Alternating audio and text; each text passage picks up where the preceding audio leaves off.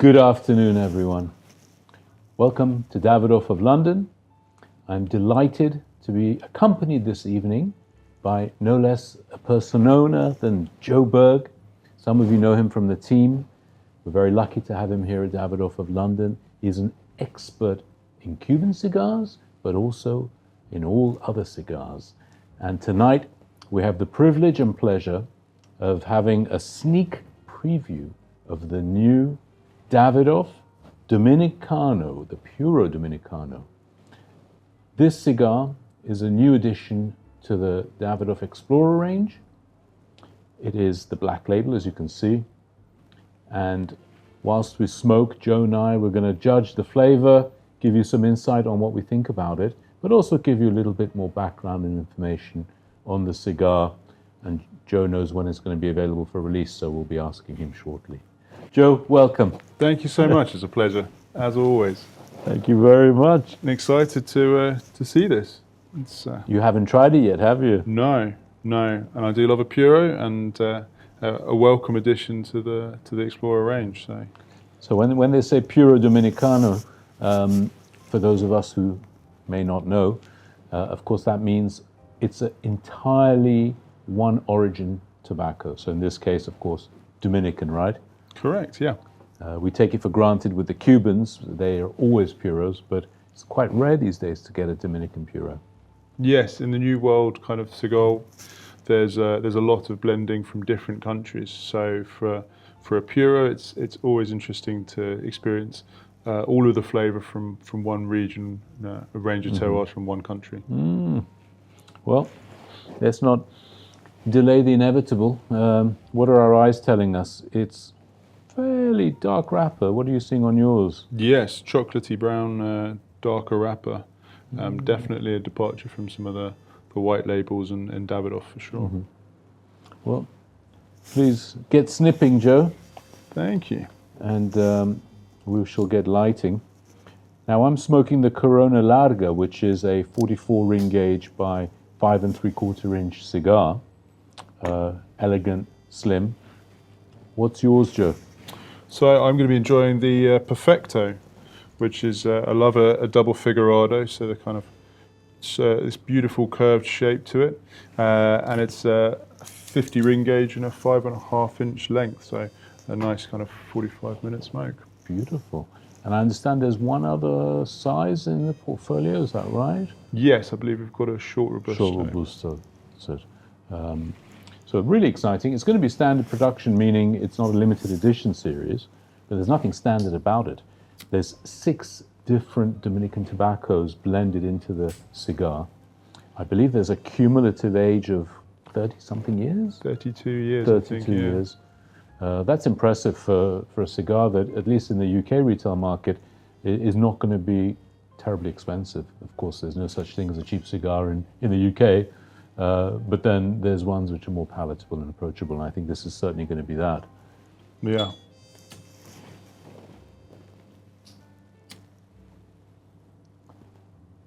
Now, I've been told to expect a medium to full strength profile. Okay. So that's actually going to suit me really well tonight.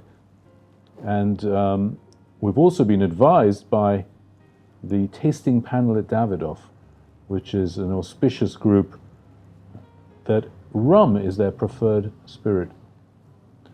Now, of course, you can pair a cigar with anything you like, so please don't take that as prescriptive.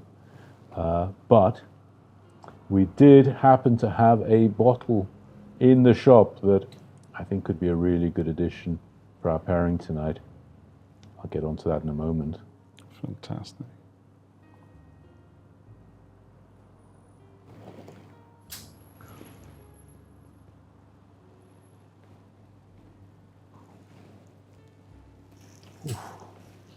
It's got a lovely aroma on it.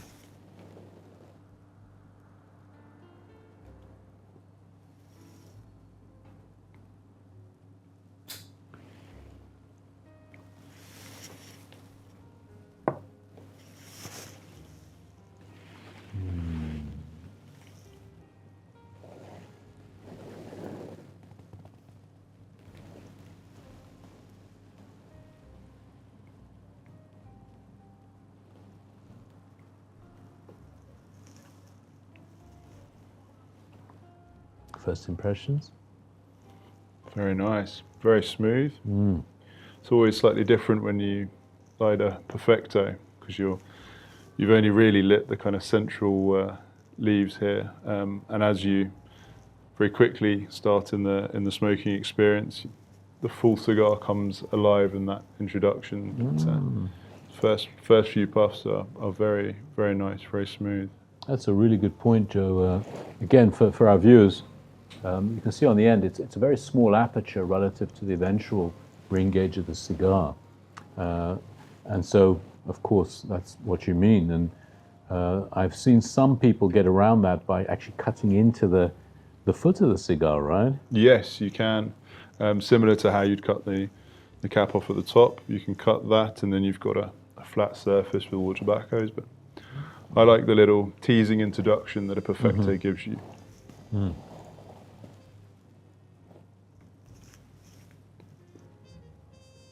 Practice my smoke rings. Not How very about good. for you? Initial thoughts? Really nice, good mouthfeel. You know, as I expect always with the Davidoff, the construction is impeccable. There's very good airflow. Not too easy. I don't like a completely non-resistant flow. Yes. The size sits very nicely in the mouth. I'm getting really good palate stimulation across the palate. Of course, the initial introduction, a hint of saltiness there. That's really nice. And it's building up into my mouth very well. I haven't picked up any of the sort of, call it, stated notes that, you know, Davidoff are very good at giving us advice on that, aren't they? Yes. It's you're right on that kind of salinity. I think it's slightly drier start. I think they saved the kind of sweetness and earthiness, chocolatey leather towards the end. But Dominican tobacco for me tends to be on the lighter side. So, but you could already feel this is going to be a true medium full kind of smoke, I think. I remember smoking the Yamasa, the Davidoff Yamasa, for the first time. And that was not quite a Puro, but it was based on the Yamasa's leaf in Dominican Republic that was cultivated with extreme difficulty. I think they had to put 20, 25 years, I think Henke, remember, explained to us, into really bringing the soil to the right condition. And it was a struggle. And the consequence of that struggle was a tobacco that was ferocious. I remember it's the only cigar that I think I've smoked from Davidoff that has laid me low. Yes. And I've had to sort of back off on it for a bit to really finish it. I mean, it's definitely not one for the faint-hearted. No. That's a full strength cigar, and it definitely took me by surprise the first time I smoked it. And it's one that I enjoy with caution. Make sure it's the right scenario for it, because it's a punchy cigar, and I think the kind of the rich mineral content of that soil has just really produced such depth of flavour there. Well, I do believe there's some of that in here, and I'm intrigued to see how the Davidoff blenders have really dealt with that, because having an overtly strong cigar for the sake of strength no one really goes for that anymore. Yes. Davidoff have rarely fallen into that trap, and I think I'm already beginning to feel with this one, there is plenty of subtlety, there is quite a lot of nuancing there, there's more than just strength. Yeah, I think that's the benefit of having the 6 different terroirs to play with. You're going to have some that's got that kind of real strength and structure to it. You're going to have some that's going to provide a much more kind of delicate and balanced flavour, and it's the combination of those that produces this overall flavour profile. So I think it's even with some of that Yamasa in there, it's definitely going to be tempered down by some subtler and sweeter tobaccos. So. Well, whilst we're tantalising ourselves with that, I'm going to take an opportunity just to introduce what we're actually having our glasses there, Joe. Fantastic. So Ron Barcelo, I hope I'm pronouncing it correctly, is a Dominican rum. It's produced in the Dominican Republic. We thought, what better than a Dominican rum to pair with a beautiful cigars.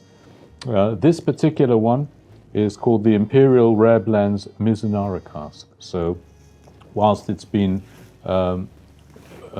fundamentally made in American oak, the finish is in a Mizunara cask, which is a Japanese oak, extremely rare, quite a special wood to use on any spirit, let alone a rum, of course.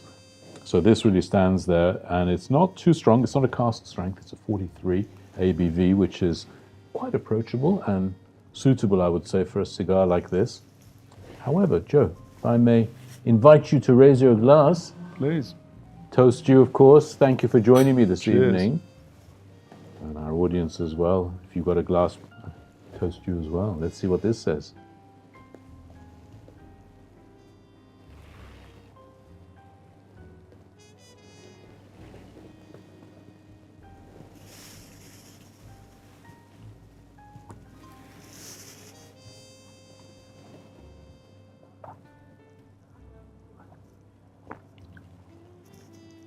Ooh.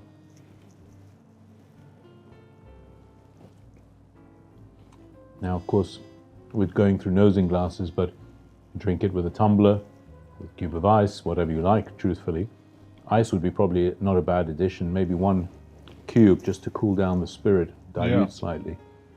But already this is sweet, it's unctuous, it's fruity. Yeah. What are you picking up? You've got a fantastic palate with your whiskey background. Well, the Japanese oak, I think that's one of the predominant notes. I think it's, for me, is probably going to be that first fill cask. And so that's where you're getting some of that kind of vanilla flavor kind of coming into it. And it's, that oaky nature to it, I think is fantastic. And very much it kind of whiskey-esque notes to what is clearly a very well blended rum. There's, in the middle, the best way I can describe it, in the middle of my palate and on the sort of length of the tasting, I'm picking up something funky. Yes. Right? And I get that sometimes on Jamaican rums, which is quite unusual to find in a Dominican rum. I don't know if it's just me or this is really bringing that to the front. And I say funky in a good way, in a sort of James Brown kind of way. Kind of tropical fruits, but kind of almost pear drops mixed in.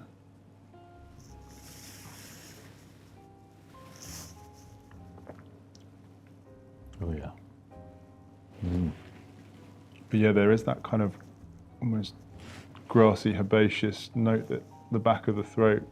That's that kind of that funk groove coming through. And it makes it a very interesting rum. Well, I won't name names, but this bottle was gifted to me by a friend. He knows who he is. He's in Punta Cana normally, and I'm extremely grateful for that. Thank you. It is going down a treat. As is the cigar. Interesting how the marriage on the palate now is.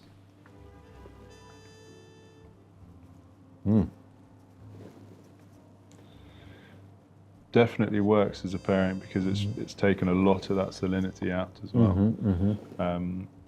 You're starting to get sweetness from the rum through on the palate, but it's also starting to come through for me in the cigar as well. And I think, especially now that all of the leaves in mine are lit, there's a development of flavour coming in, which is what I love from the Perfecto, the double figurado format. It's an exciting journey for a cigar smoker with this kind of shape. Yeah. Well, we know it's coming out on 23rd of 23rd. April. That's right. Yes. So we're looking forward to the official launch of it and to be able to share it with everyone. Yeah, this is what we're doing is technically very taboo, and we may be hunted down by the cigar police, but take the chances for you, the viewer. Is that right?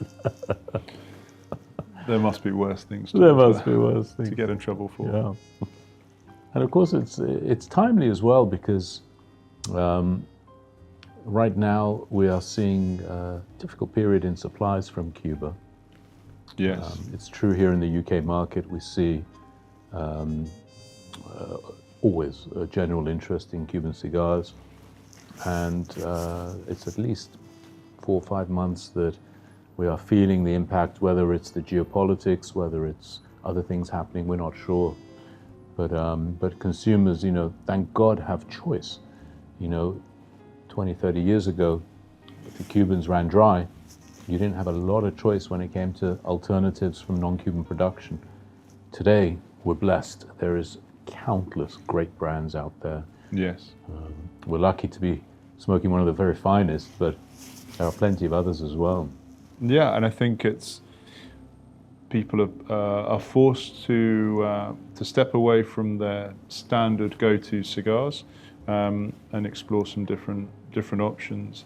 And whether it's a permanent change for them or not, it's an opportunity to explore something new for some of those smokers who can't get the cigars that they're used to having in easy demand. So, but it's definitely interesting times, and equally, I'm sure geopolitical events worldwide are going to affect every cigar producer with tariffs and that's very true. And also with oil production everywhere, the effect it has on fertilizers and other kind of machinery. So it's going to be an interesting few months for the cigar world in general. Oh, you're on a journey, Joe. It fascinates me because some of our viewers may not know this, but you currently hold the record for the highest mark achieved. Not that it means you are somehow different to the normal cigar smoker, but for us, we're extremely proud and impressed that you put so much thought into the Master of Habanos qualification. You took it so seriously and really flourished doing it. And you've continued that. I understand you're doing some further work with Cuban production and the curriculum. Is that right? Can you talk about that? Yes, I mean, so very honoured to have been included in the first round of the Advanced Masters by Hunters and Frankow. So they are the first cohort of a new qualification which is designed to sit at the top of the Cuban cigar industry and how it's represented in the UK. And so we're looking in a much more in-depth look at kind of some of the items that are so important to cigar smokers, but you don't necessarily get to touch upon in the standard masters. So we've completed the first module looking at history, and incredibly lucky to have Professor Jean Stubbs as a consultant and examiner for that module. She's published a book, hasn't she, on... She has. So if anyone hasn't read it yet... it's a riveting read. It's fantastic. But yeah, it's called Tobacco on the Periphery. And she's an incredible story. She was doing her PhD when we're talking kind of very close after the revolution, without wanting to age it too much. And she was simply looking at, she was interested in women in the labour market. And at the time, the worldwide weren't great examples of this. And her lecturer at the time said, well, have you thought about Cuba? Because in the tobacco industry, there's a lot of women employed. So it's a great idea. So she went out to Cuba, and she's been, despite never having smoked a cigar in her life, she's a severe asthmatic, she has kind of produced some of the most interesting and continuous research around Cuban tobacco and labour history. And so kind of the books that people will be much more aware of, like Min Ronnie's Encyclopedia of Cigars, a lot of the references in those books will be referring to her first Tobacco on the Periphery publication that was her piece. So it was interesting going back to read that book and seeing these little notes and going, oh, it's actually referring to this. So she's called one of the more undiscovered cigar authors that people looking for an interesting read can go and enjoy. So we've done the history module under her stewardship, which was fantastic. And we're now, again, such an honour, we're doing the agriculture and production module.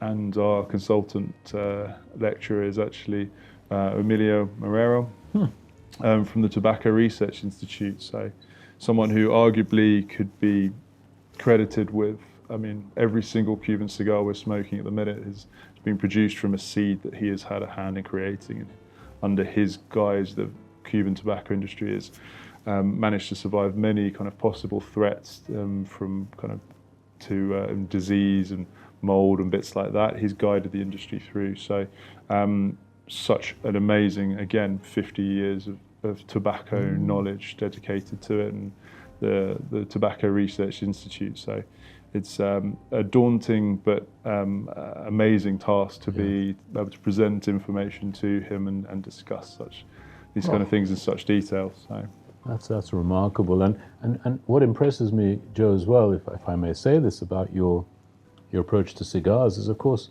you don't stop at Cuban. You are blessed to have not just worked with but imported quite a variety of boutique non-Cuban brands. Yeah. Your palate is what's the right word? Omnivorous. You don't get, or agnostic maybe. You don't get tied up with just one origin, and that's something I strive for. I don't always succeed with.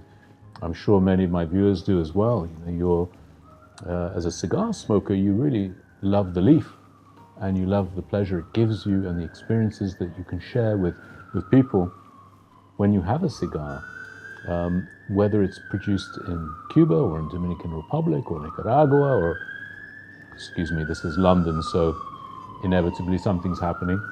It's a fire, by the way, but it's not us. To be able to have knowledge and enjoy the variety of cigars that are out there, please, I beseech you yourselves to add that to your armory, because being able to flip around from origin and size and blend and brand and find ones that intrigue you and you enjoy is one of the great pleasures for our lives. I certainly count for that. Yes, I mean, for me, the examples I always give are, personally, I tended to be a whiskey drinker, so, but I would never want to limit myself to purely Scotch whiskey. They're an amazing Japanese whiskies, Irish whiskies, Indian whiskies, Thai whiskies, and it's an opportunity to try different expressions of the thing that you love.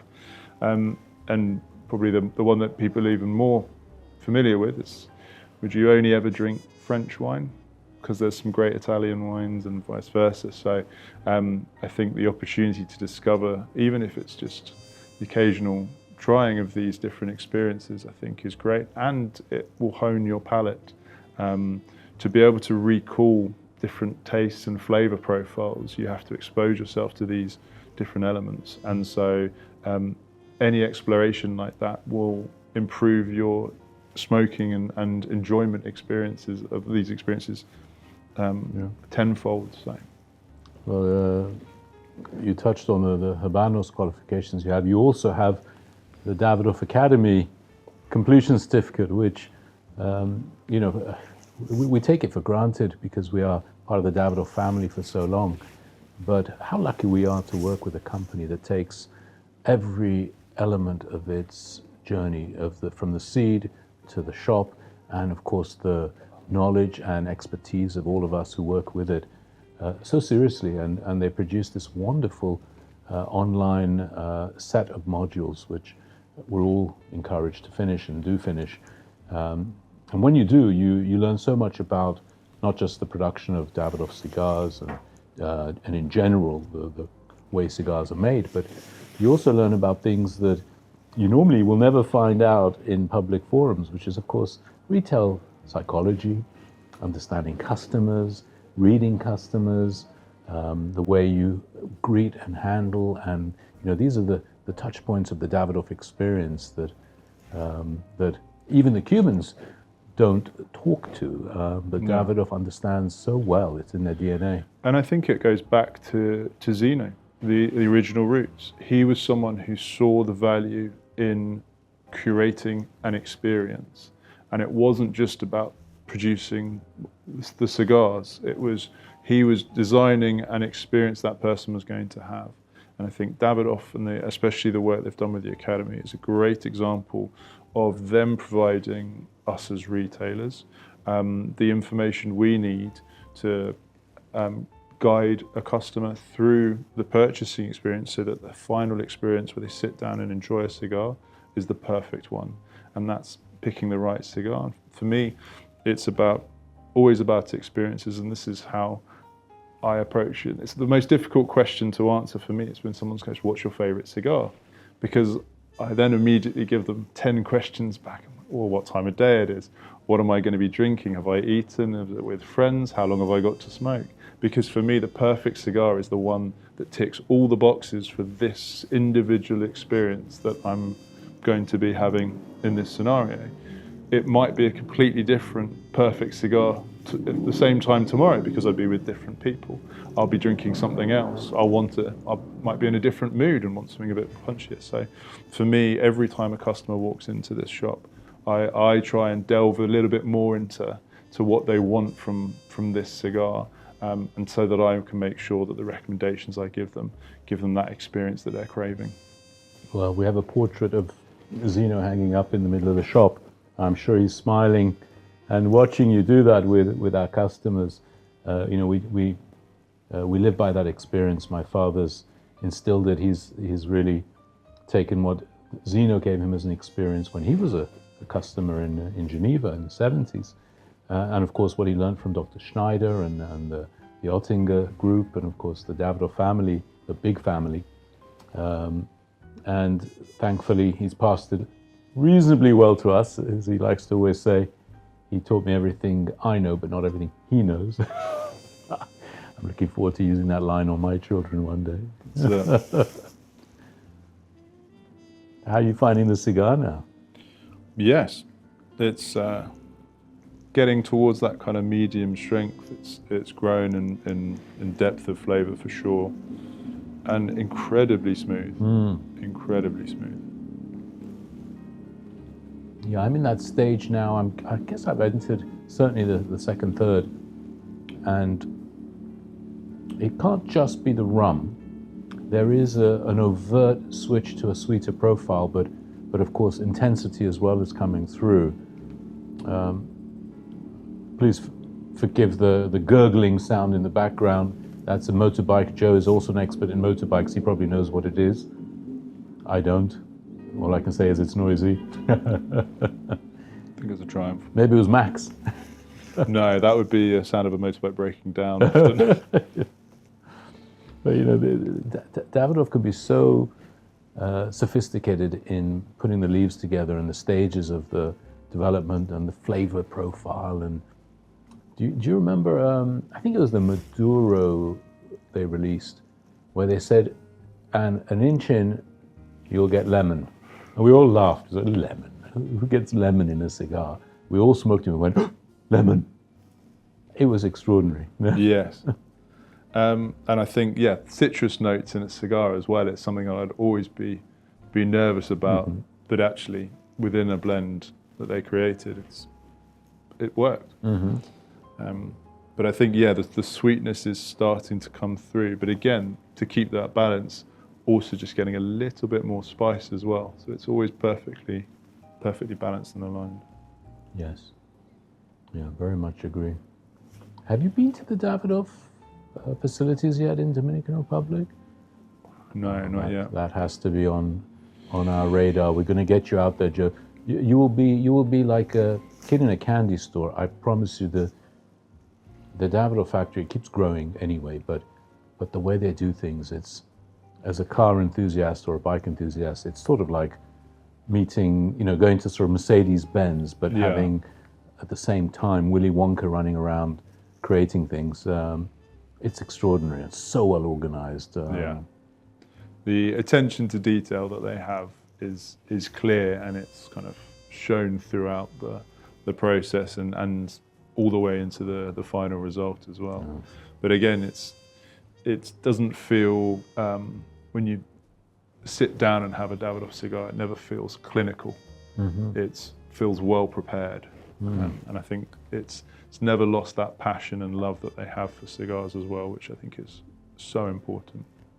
Yeah, very well put. Yeah. Well, that sort of segues quite nicely into another little project we're developing. with a huge amount of input from Joe. We're adding to our portfolio of non-Cuban lines, and of course, yourselves, but also ourselves as retailers. It's bewildering how many different cigar manufacturers there are, different blends, different lines, vitolas, to actually distill down from several thousand down to perhaps the 20, 30, 40 spacings we have on our shelf of what we think our customers would enjoy is an impossible mission. But we try. So we're doing that at the moment. We're cooking up a really nice portfolio of additional cigars to bring out. We'll be talking to that in another video, but that's really exciting for me as well, Joe. At my age, I feel I can say I'm old enough to find that exciting because it feels like going back to my 20s when I first got into cigars. Yeah. Of course, you're much younger, but it's I think it's a hugely exciting opportunity, and it's great to see. There's a shared passion amongst all of these producers, but it's obviously the implementation that's different for each brand, and so what their vision is of their perfect cigar, and how they go about creating that, and how it translates into what we enjoy, I think is really exciting to delve into. And so again, we're approaching it where there's a number of us that are being given homework and are sampling and enjoying this with a view to creating and curating a range of new world cigars that we think are going to satisfy a range of different wants from our customers. Yeah, absolutely. And we will never stop learning in this industry. And I'm almost embarrassed to call it an industry. It's a hobby almost. It feels like fun and recreation. I now understand my father when he's asked, Edward, when are you going to retire? And he says, I retired when I opened the shop in 1980 because I got to do what I love to do. I understand what he means now. And for us, it's a privilege to be in this industry, really as the last point of contact between the extraordinary work, artisanal as well as agro-cultural, as well as historical, of course, what you mentioned with Ms. Stubbs. Yeah. All of those layers of knowledge and culture and tradition and innovation and so on, they all come down to this one point of concentration, which is where we meet you. And of course, it's our job to try and make that experience transmitted to you and to amplify and perhaps transmit the pleasure that we have and the love that we have for the cigar. 99 out of 100 times, it's reciprocated. It's we get more enthusiasm from our customers sometimes than we share. And well, we're so blessed to have such fantastic, warm and passionate customers. And it's the chats that we have in the shop as well with customers come in, they might recommend cigars that they've really enjoyed, or they said, have you tried this? And puts it onto our radar as well. And it's that sharing that knowledge, so we glean the information about what makes them tick and what they like from the cigars that they enjoy, brands that they've looked at as well. So it's we're so lucky to have such passionate customers who share the same loves and passions that we do. Yeah. And long may that continue. Not to cast ominous clouds for any of your horizons, but as an industry, we are in a difficult position right now because what we deal with, cigars, handmade, long filler, premium cigars, this is an entirely different expression of tobacco than machine-made cigarettes, even mini cigarillos, and all the other products that are industrially produced to feed an addiction to nicotine. What we deal with, although it does incidentally have some nicotine inside, is not the reason we enjoy cigars. And unfortunately, the very laudable intent and ambition to reduce smoking, especially in young people, of cigarettes and other addictive nicotine devices is affecting us. And our futures are looking cloudy because course, if they put all the rules and regulations they intend to do to try and minimize the opportunity for young people to start being cigarette smokers, inevitably the collateral damage is going to be people like us. It's going to be these small, independent, family-run businesses like our own, like several in St. James's and in the United Kingdom, across the world, the artisanal cigar factories and producers, the agriculture and the very honest, backbreaking work that goes into cultivating the most beautiful leaf, which is, of course, eventually finding its way here. Those things are under threat, and whilst I would never put my hand up and say protect us against the majority of society, I would say be thoughtful about what you're actually trying to do versus removing all traces of tobacco from our society. You know, for several thousand years, humans have burnt tobacco as a ceremony, as a ritual, as a moment of peace and reflection and community. Yeah. And we still do that. Isn't that true? It's first documented in the voyages of Christopher Columbus, and that set up the start of the Columbian Exchange, which was the first kind of global trade route. So cigar leaves were brought back as an example of why international trade was important and why these countries should do it. And I think now more than ever, the way that we share things across the world, I think this is such an important vehicle and something that can be shared with friends around the world. And I think culturally, it's impactful and significant in industry and in society.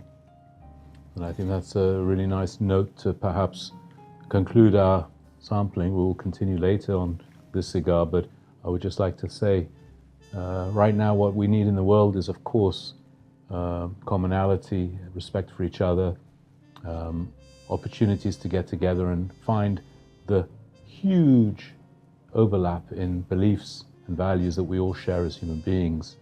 This often brings out the best in people, brings out generosity, brings out sharing, caring, timeliness, mindfulness, thoughtfulness about each other and the little rituals that we need in our lives to reset the stress, anxiety, and worries of modern life. I really do hope we can continue to do that. Well, viewers, thank you so much for joining us on this little pre-tasting. Joe, always a pleasure to have you, of course. Thank you so much. I get to enjoy you every day.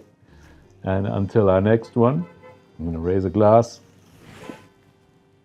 Joe, to you. Cheers. Cheers. And to all of you, cheers.